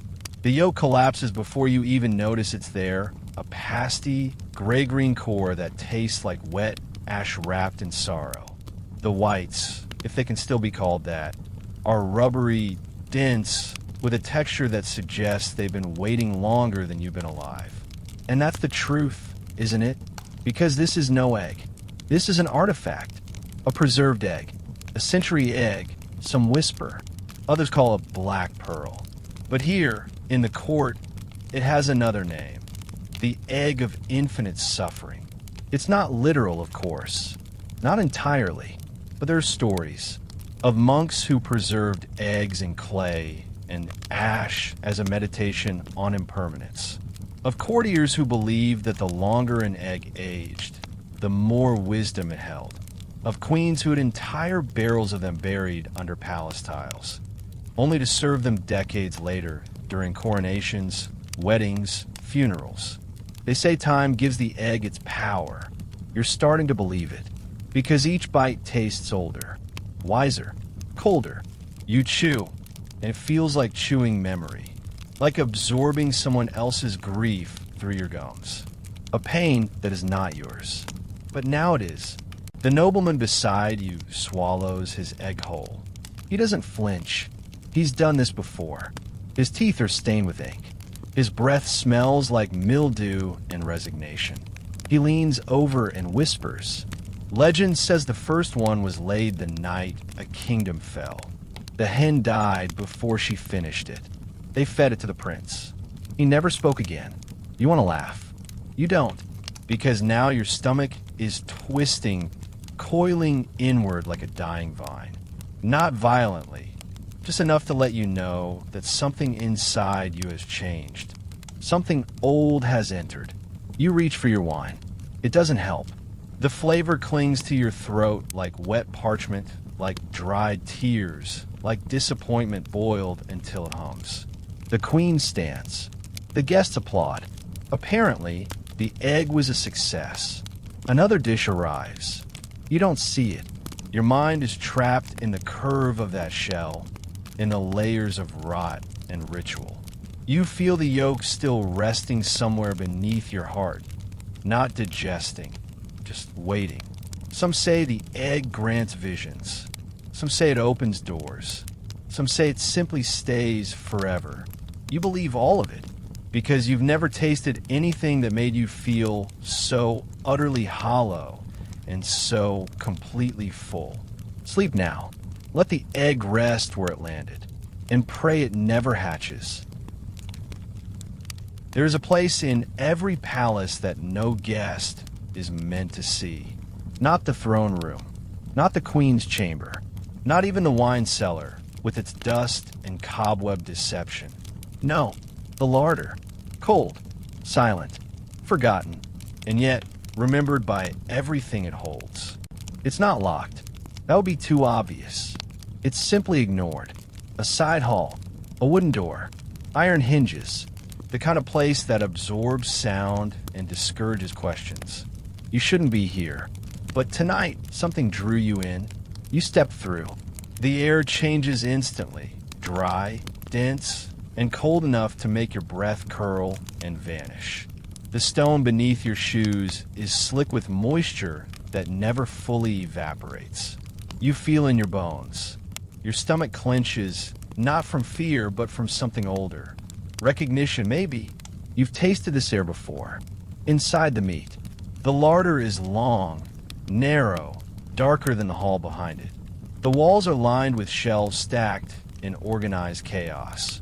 Wax-sealed jars, bundles of dried herbs, clay pots crusted with decades of salt, and stained cheesecloths wrapped around things you don't recognize. The smell is not rot. It's memory. Salt, fat, smoke, iron, blood, a smell older than language. You walk further in. Hanging from iron hooks above you, dozens of carcasses. Pigs, lambs, pheasants. Something larger, heavier, not quite identifiable. Their skin glistens in the candlelight, slightly damp. They sway faintly as if breathing or remembering. The silence here is not empty. It's listening. You reach out. Your fingers brush a rack of ribs. Still cold. Still soft. You pull your hand back, and the meat creaks on its chain. Behind you, barely audible, a door shuts. You don't turn, because in the larder, you never turn too fast. There are stories whispered by the oldest servants, the ones with cloudy eyes and hands that no longer shake. They speak of preserved curses, of meat that bleeds on holy days, of jars that weep, of bones that rattle when you lie. They say the larder is haunted, but not by ghosts in the usual sense. Not souls, not spirits. Hunger, the thing we buried long ago with ceremony and cloth napkins. It waits here, behind the salted ham, beneath the barrels of pickled onions, inside the flesh of the things that once moved and cried and begged. Because the truth is, meat remembers. It remembers being chosen, being cleaned, being cleaved, and sometimes it resents being forgotten. You step further into the room. Something crunches under your foot. You don't look down. You look up. At the back of the chamber, a single form hangs in shadow. Not animal. Not entirely. Too tall. Too straight. The feet bare, pale, pointed. The arms wrapped in linen. The face missing. No one speaks of the first taster. He's still here. Quiet. Preserved. Some say he asked to stay. Others say he refused to leave the kitchen after realizing what the Queen's special meat pies were made from. They say his final words were, "Better to hang and know than sit and swallow." You don't speak.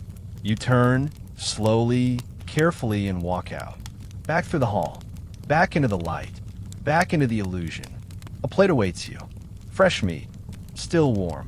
marbled and beautiful. You smile, you chew, you swallow, and somewhere, far beneath the palace, something sways on a hook and smiles too. Sleep now, but know this: the meat never forgets, and the larder always listens. You hear it before you see it. A soft sound, half sigh, half retch, and then a silver bowl is passed down the line of silk-sleeved arms, polished to a mirror. No ornament, no inscription, just cold, cold metal. You know what it's for. You've heard rumors, from the servants, from the musicians who look away too slowly, from the chambermaids who giggle when they think no one is listening. They call it the cleansing. They say it is holy. They say it is graceful. But there is nothing graceful about what happens next. The queen rises.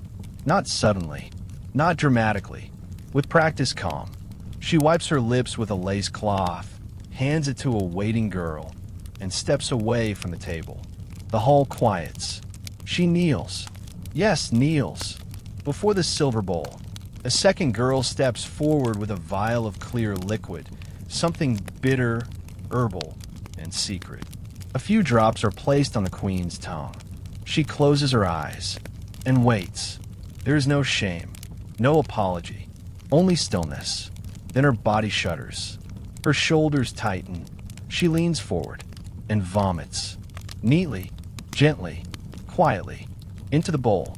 The sound is soft, like a prayer being whispered through teeth. The contents glisten: wine, cream, possibly duck, possibly something older. No one looks away. Some even smile. This is not illness. This is purification. The queen finishes. She wipes her mouth again. A servant takes the bowl with reverent hands, as if it contains communion. It does. Her pain is considered sacred. Her suffering, elegant. You've heard the theory. A body must expel sin before it settles in the blood. To eat is human, but to purge is divine. It's fashion, of course, and fear. Some say the practice started during a famine. When nobles were caught hoarding food, they began vomiting publicly to show their detachment from excess. We do not eat for hunger, they said. We eat for duty. Then they made it a trend. Now, every noblewoman is expected to cleanse after the fourth course. A delicate flush to the cheeks is admired. A flat stomach is praised. A faint tremble in the hands is seen as devotion. You've seen girls too weak to walk carried back to their rooms by footmen who call it graceful exhaustion. One duchess vomited blood last winter. They embroidered the stain into a tapestry. It now hangs in the music room. You feel your own stomach shift. Not violently, just a slow, tightening coil, a quiet plea. You remember what you ate: the egg, the butter, the wine, the meat, the herb. Your body wants to forget. A servant approaches, offers you the silver bowl. He doesn't speak. He doesn't need to. You look at it. So clean, so cold. You feel something rise in your throat. Not bile, not guilt, not yet. Just memory. You decline with a nod. He nods back politely, but something in his eyes says, next time. Across the table, a young lady excuses herself. Her face is pale. Her lips are tight. She takes the bowl. You hear her heels click away down the marble floor like a countdown. And then, silence. No one speaks of what was expelled. No one asks what happens to the contents. Some say they're poured into the garden under the roses. Others say they're boiled down into beauty treatments. There are darker rumors, of course. But here, digestion is discretion, and discretion is currency. You return to your plate. It waits patiently. The feast goes on. The illusion resets. Sleep now. Let the taste fade. Let the scent pass. Let your body pretend it's still whole. Because here, to keep the food is selfish. To give it back is divine. And the bowl is always waiting. It arrives without announcement. No trumpets. No children dressed as seraphim. No procession of gold platters flanked by blushing squires. Just a clay bowl, thick, cracked, unmarked, placed before you like a relic dug from a tomb. Steam coils up slowly, lazily, like a thought trying to remember itself. It smells strange. Not bad, not good, just old. You peer inside, a brownish mixture, bubbling faintly. Chunks of meat, chunks of something. A few wilted leaves cling to the surface like ideas that didn't quite make it to parchment. You are told, softly, reverently, that this is the philosopher's stew. The queen eats it when she dreams. The king eats it when he cannot sleep. And it is served only under the moon, never the sun. Because wisdom, apparently, cannot be trusted in daylight. You lift the spoon. Wooden, heavy, slightly splintered. It tastes like dust, then garlic, then iron, then something untranslatable, like biting into a concept you don't have the words for. Something about truth, and mud, and teeth. They say the stew is based on an ancient recipe, older than any scroll, older than fire, older than fear. A philosopher once fasted for 30 days in a cave, came out weeping, and wrote the instructions in his own blood. They say the ingredients change, depending on who eats it. For the queen, thyme, marrow, and crushed jasmine, because she believes in soft power. For the priest, lentils, lamb, and ash, because guilt needs texture. For the soldier, onions, pepper, and bone, because he's tried to remember what pain used to feel like before he gave it a uniform. And for you? You're not sure, but something in the stew tastes familiar. Memory? Regret? You swallow. Your tongue feels heavier. Your ears start to hum, like they've tuned to a frequency you were never meant to hear. You blink. Twice. The walls around you seem to shift. Not move, but unsettle. The torchlight turns green. Or maybe your eyes are confused. A voice in your head says, wisdom is not knowledge. It is digestion. You're not sure whose voice it is. It sounds like yours, but older. Wetter, like it came from inside the bowl. You take another bite. This one tastes like parchment and bitterroot, like something that used to be a thought, boiled until it surrendered. You look down and see the stew bubbling. It forms a shape, a face, a symbol? No, just steam. You reach the bottom of the bowl. There's something there. A coin? A tooth? You pick it up. It's soft. You drop it. No one reacts. That's part of it, isn't it? The stew doesn't want you to understand. It wants you to confront. Because that's what philosophy is, in the end. The slow, burning realization that no one knows what's in the pot, but we're all eating from it anyway. You glance around the table. No one's speaking, but everyone is thinking. Some are crying. Some are laughing, silently, their mouths full of truth they cannot swallow. The queen raises her bowl to her lips and drinks the last drops. She sets it down. She says, I feel cleansed. You feel haunted. You excuse yourself. The stew still sits in your stomach, not digesting, not moving, just observing you from the inside. Later, as you lie in your chambers, you swear you hear it whisper, a bubbling murmur, like ancient logic fermenting in your gut. Sleep now. Don't think. Because truth doesn't kill you. It simmers. And some pot should never be stirred. You've always trusted your fork. Solid. Familiar. Cold in the hand, but dependable. You know its rhythm. Stab, lift, deliver. A quiet servant. Tonight, however, it trembles. Only slightly. Just enough for the handle to hum in your palm, as if trying to whisper, but it has no mouth. Only prongs. Across the table, others notice too. Knives flicker in the candlelight. Spoons shimmer oddly, curved like the backs of wounded soldiers. A butter knife lies abandoned on the floor. No one dares pick it up. This isn't superstition. It's memory. Because this is that night. The anniversary. The night the cutlery bled. No one speaks of it openly. It lives in silence, like all tragedies that involve etiquette. You've heard the rumors, the whispers that a royal banquet, long ago, long forgotten, ended not with applause but with screams. Not from guests, from the tableware. They say a knife split its own edge, that it wept from the seam, that its blood ran not red, but black, as if the metal had been forged in lies. A spoon bent itself backwards. A ladle snapped in two and sang. The king at that feast took it as a sign. The queen took it as betrayal. A war began that very week, but it didn't start on the battlefield. It started in the forge, in the kitchens, among metals beaten into obedience for generations. You look at your knife.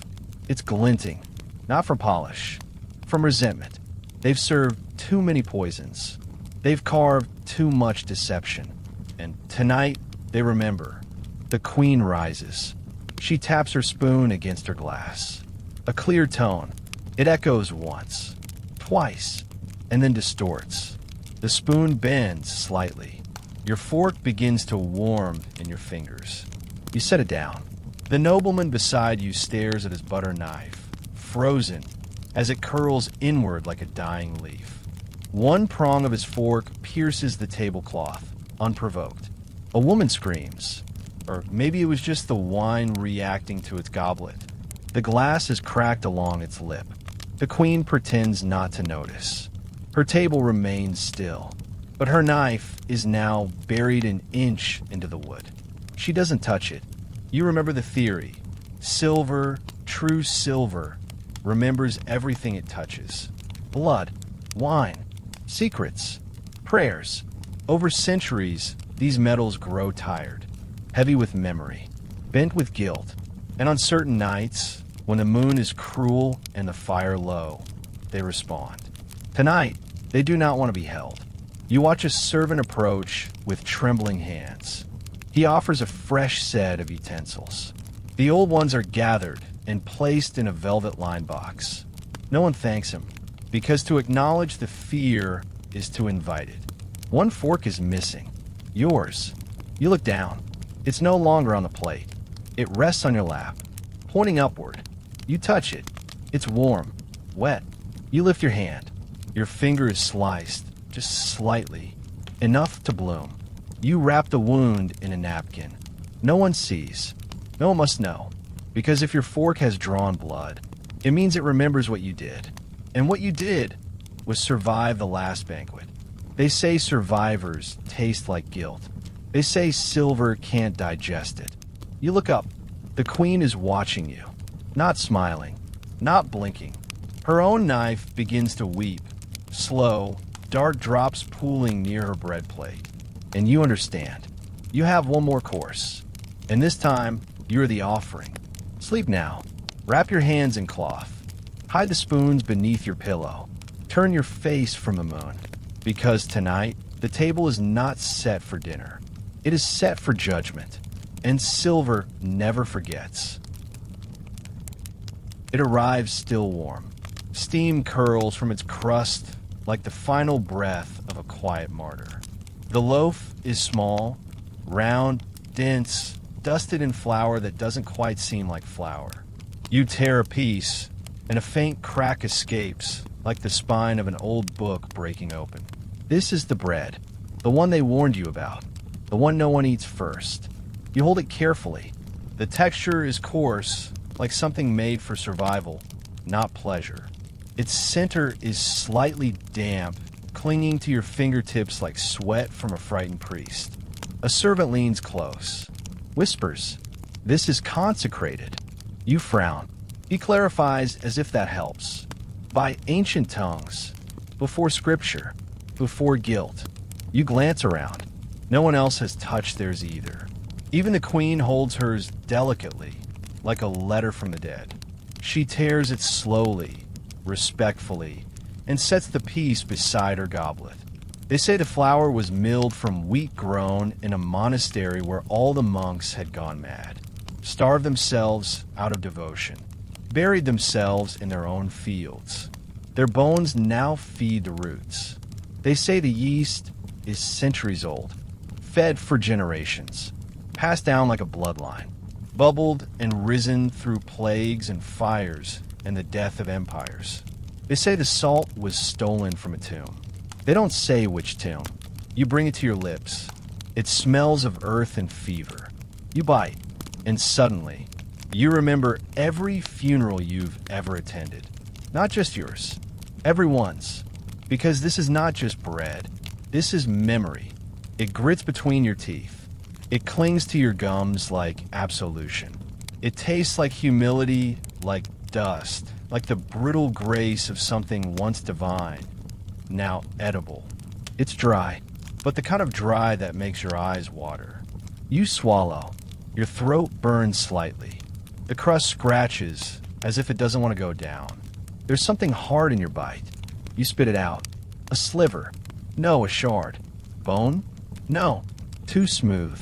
Ivory? No, older. You hold it to the light. It's a tooth. Not yours. Small. Childlike. Embedded deep in the dough, like a secret someone meant to forget. You look to the servant. He shrugs. The bread chooses what it keeps. You wonder what it's kept from you.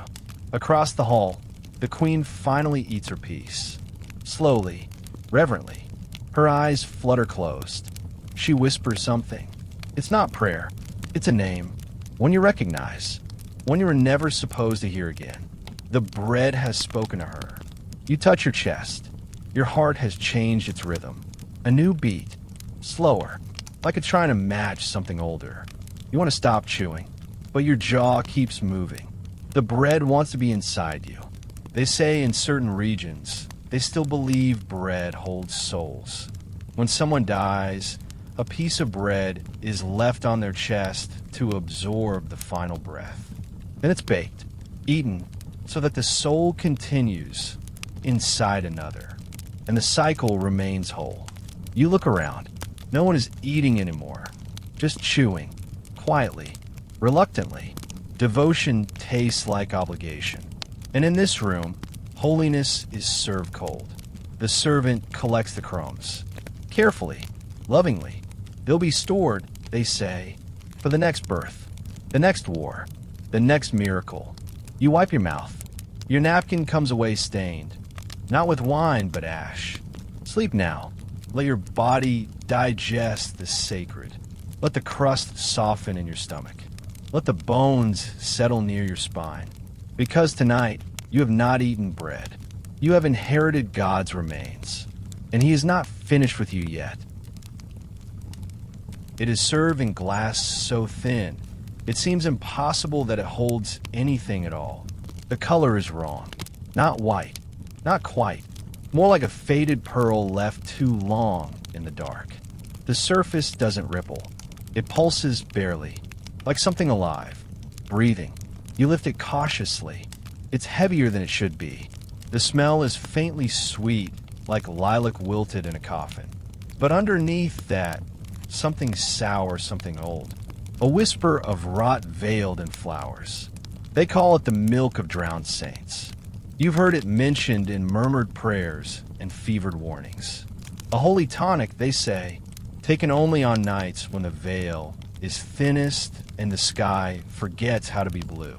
This milk is not from cow nor goat. No pasture birthed this. No shepherd touched it. It is drawn from stone. Yes, stone. Sacred limestone baths where martyrs were once submerged. The monks say the minerals changed, softened, absorbed the holiness of death, and transformed into something drinkable. A miracle, they call it. You might call it something else. It coats the inside of the glass like wax, leaves behind a pale residue, as if it's been drunk before, by someone no longer here. You hesitate. A servant leans near. Best not to wait too long. It turns bitter if you show doubt. You take a sip. Cold. Thicker than expected. Not quite liquid. Not quite alive. The taste. You've never tasted quiet before. But now you have.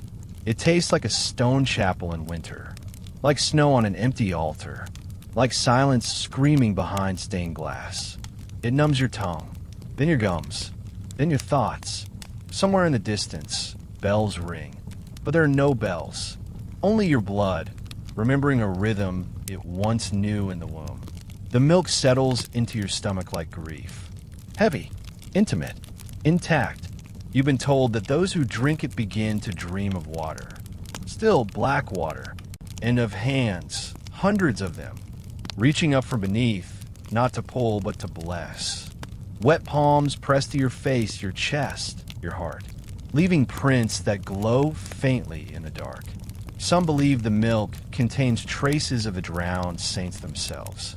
Not their bones, their final breath, captured in vapor, preserved in mineral, bottled in silence.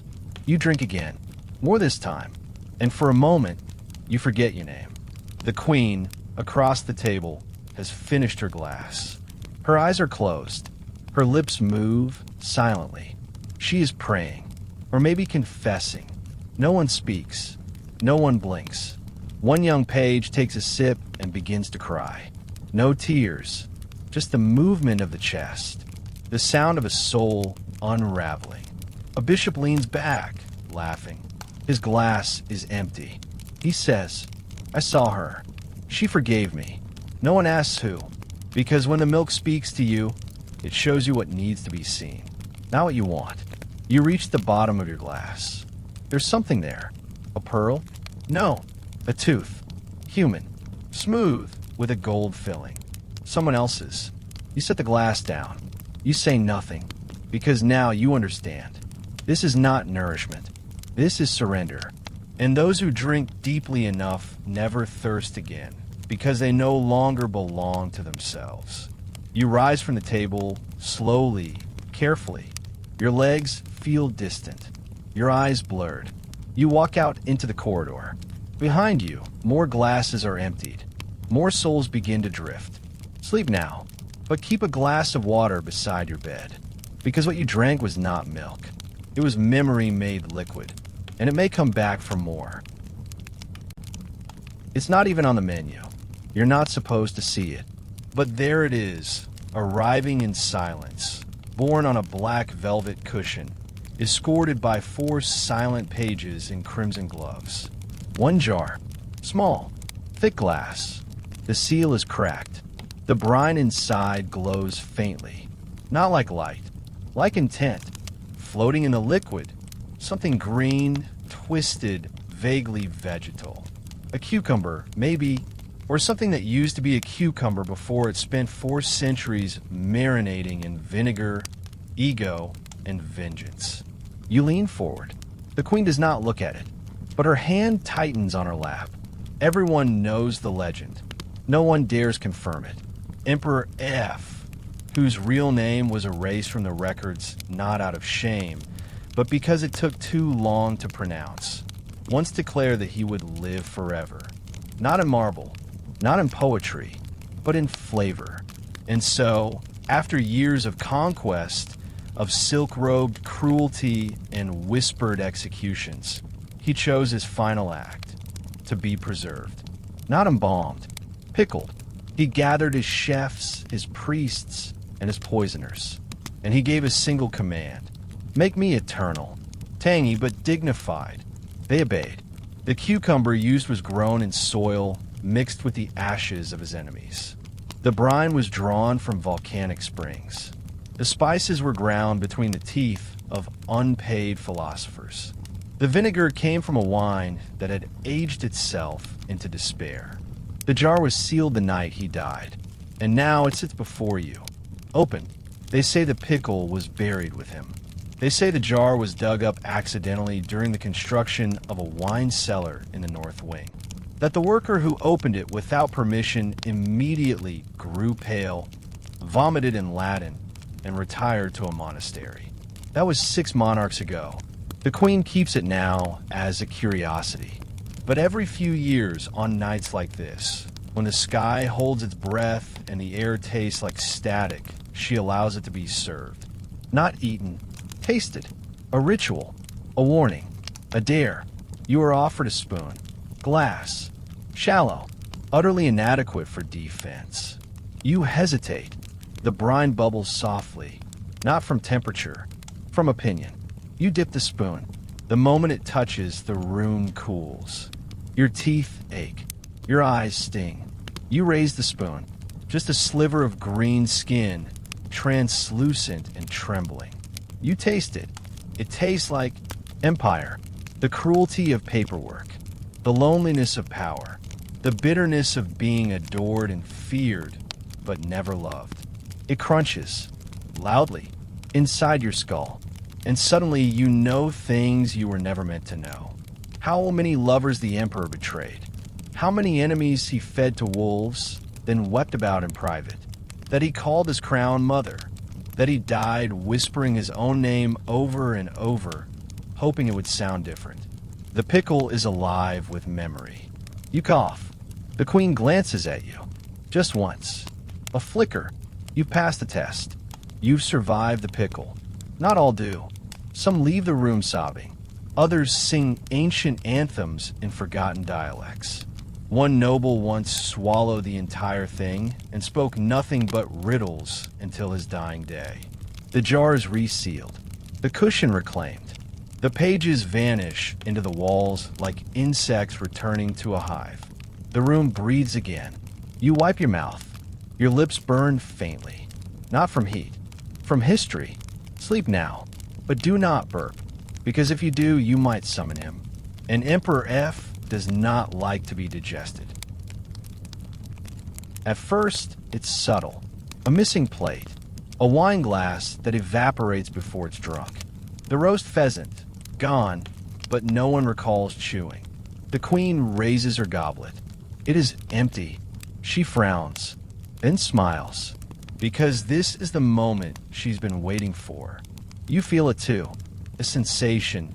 Not hunger, but reverse hunger. Like you've already eaten something that hasn't yet existed. Like your body is digesting absence. The air thickens. The torch is dim, not from flame, but intent. The light pulls back, embarrassed to witness what's next. A servant walks forward with the next course. There's nothing on the tray. He bows. Everyone applauds. You watch in stunned silence as the noble beside you picks up a knife and fork and begins to cut into his plate. Nothing there, but he chews, swallows, moans softly. Divine, he whispers. The queen eats, too. Small bites of nothing, her mouth moving like a dancer. Elegant, controlled. You glance around. Every guest is dining on absence. Their plates glisten with lack. Their fingers smear sauces that don't exist. One man weeps openly as he spoons nothing into his mouth. It tastes like my mother's lullabies, he says, but sharper. You stare at your own plate. Clean, silent, unassuming. A servant leans in. It's best warm, before the guilt sets in. You raise your fork, dip it into the blank porcelain, and you taste your childhood, your first heartbreak, that moment under a tree when you realized death was not theoretical, and the breath you held in when you heard her name for the last time. It tastes like memory extracted from bone. You eat more. The flavor deepens. Now it tastes like years you can't remember, faces without names, the feeling of waiting for something that never arrives. The feast is eating you, and you're letting it. You realize what's happening. This is no meal. This is a ritual, an undoing, a dismantling of the self, one invisible bite at a time. You look to the queen. She nods. You see it now. The first feast, centuries ago, wasn't a celebration. It was a cleansing. Not of food, but of burden. Kings who had ruled too long. Courtiers who had seen too much. Priests who no longer believed. They came to the table to be unmade. They ate their secrets. They chewed their sins. They swallowed their own relevance. And the feast devoured them in return. This is why the meal never ends. Because the hunger isn't in the belly. It's in the throne. In the power that never sleeps. That feeds on memory, fear, and obedience. In the idea that if something can be consumed, it can be controlled. The banquet grows quieter. Fewer guests remain. Some have fallen asleep at the table. Others have disappeared. Not left, just ceased. You place your fork down. You feel lighter, hollow in the best possible way. A servant offers you dessert. You shake your head. You've had enough. You've been tasted, tried, and served. Sleep now. Close your eyes before the room eats the last of you. Because tonight, you are not a guest. You are the main course. The candlelight barely flickers now. The feast is over. Or at least the part you understood. You sit back, alone at the table. The queen is gone. The servants too. The music stopped hours ago. Or maybe it never started. You are full, but not of food. You are full of silence, of impressions, of ghosts with good posture and impeccable table manners. Before you, the final plate rests. Empty, not recently cleaned, not scraped, just perfectly untouched. Porcelain white, slightly cracked at the rim. The kind of crack that only comes from years of being watched, but never used. You stare into it. It stares back. And in that moment, you understand what this plate means. It's not a dish. It's an invitation. You look down at your own reflection in the glazed curve. Not quite your face. Older, more regal, sadder. And on your head, just for a second, you see it. A crown. Not gold. Not jeweled. Something simpler. Circular. Weightless. Made of obligation and shadow. And suddenly you feel taller. Not physically, but in the way that statues are tall. Heavy with symbolism. Built to be stared at, not held. You touch your head. Nothing there. But your spine stiffens anyway. You look down again. The plate remains empty.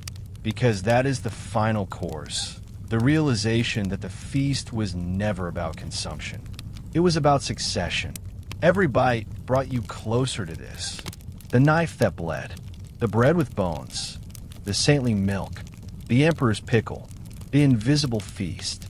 Each was a step toward forgetting who you were. So you could become what you were meant to replace. The queen? She's not missing. She's inside you now. Every ruler leaves the table through the next guest's mouth. That's the real poison. Not arsenic, but inheritance. You rise slowly. The chair creaks. Or maybe sighs. The room doesn't react. It has seen this before. You walk to the center of the hall. There is no throne. Only a mirror. But you can't see your reflection. Only a long table, stretching into eternity, with plates for faces and silverware that flinches. You sit again. A servant appears. Not one you recognize. Young. Eyes like old wounds. He places the crown on your head. It fits. Too well. The room exhales. You are alone, but never truly, because now others will come. Hungry, curious, trusting, and you will serve them silence on silver trays. You will watch them eat themselves until they reach the plate you once held, and you, quietly, will leave through their breath. Sleep now. The crown is light, but the silence is not. And somewhere beneath your ribs, the feast begins again.